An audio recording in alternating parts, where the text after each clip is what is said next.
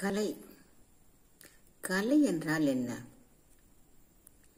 உள்ளத்தில் ஆரோக்கியமான அழகுணர்ச்சியை எது தூண்டுகிறதோ அது கலை.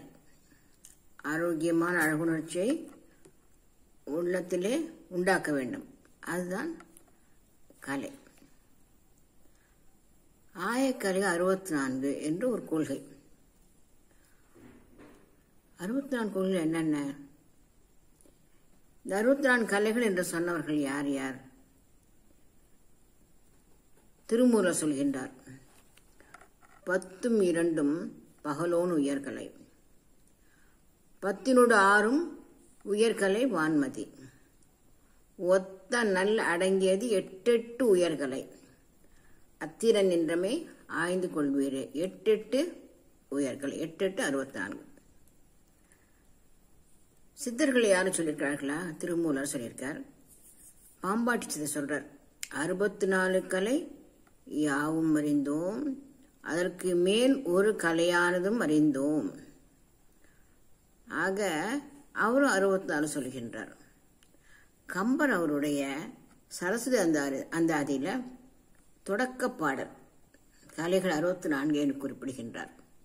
இப்படி ஆயக்கலைகள் 64 ஏய உணர்விக்கும் என் அம்மை, தூய உரி பளிங்கு போல்வாள், என் உள்ளத்தின் உள்ளே இருப்பாள், இங்கு வாராது இடர். இவர் சொல்லுகின்றார், ஆயக்கலைகள் 64 ஏய உணர்விக்கும் என் அம்மை. ஆயக்கலைகள் 64. ஆக 64 கலைகள் என்பதிலே அந்த கொள்கையின் நிறைய பரவலாக தெரிந்திருக்கிறது. அந்த 64 கலைகள் என்னென்ன?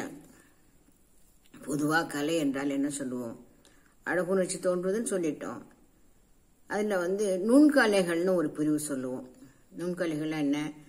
ஓவியம், சிற்பம், ஆடல், பாடல், மற்றும் நுண்கலைகள்னு சொல்லுவோம். Fine arts. அது சில நிகழ்த்துக்கலைகள், பர்ஃபார்மிங் ஆர்ட்ஸ். இப்போ ஆடல் பாடல்லாம் பர்ஃபார்மிங் ஆர்ட், நிகழ்த்துக்கலை. அதாவது நம்ம கண்ணு முன்னாடி நிகழ்த்தி காண்பிக்கிறாங்க, நம்ம ரசிக்கிறோம் இல்லையா? அது ஒன்று, அது பர்ஃபார்மிங் ஆர்ட். இப்படி நமக்கு கலைகள் தெரியும். பொதுவாக இந்த 64 கலைகள் என்னென்ன என்பதில் அந்த லிஸ்ட் இருக்கு முன்னே பட்டியல். அந்த பட்டியல் நிறைய விதவிதமாக இருக்கு. பொதுவாக ஆடல் பாடல்லாம் அதில் இருக்கு.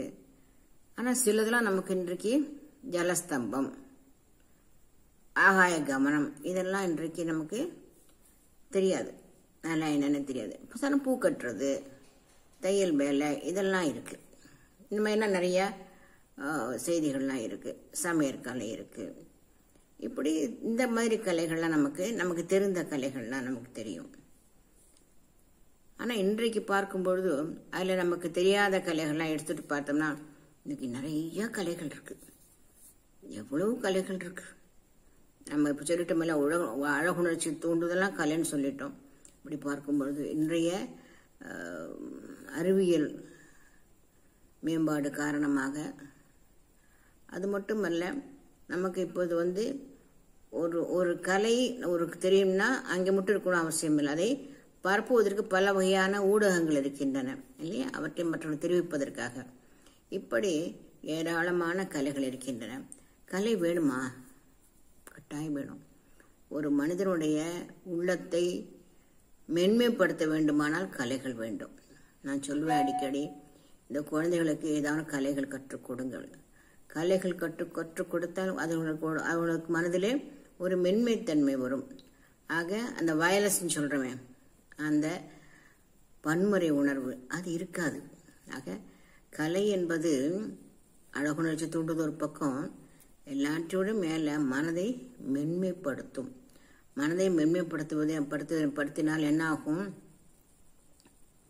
வன்மம் இருக்காது, வன்முறை இருக்காது. ஒரு அழகுணர்ச்சி இருக்கின்ற காரணத்தினாலே அந்த எதையுமே ஒரு அழுத்தமாக அணுகாமல் எதையுமே அழகாக அணுகின்ற ஒரு திறன் கிடைக்கும். ஆக கலைகள் வாழ்க்கைக்கு மிக மிக அவசியம். ஏதோ ஒரு கலையை கற்றுக்கொள்ள வேண்டும். அது எந்த கலையாக வேணா இருக்கலாம். கலை நிச்சயமா வேணும்.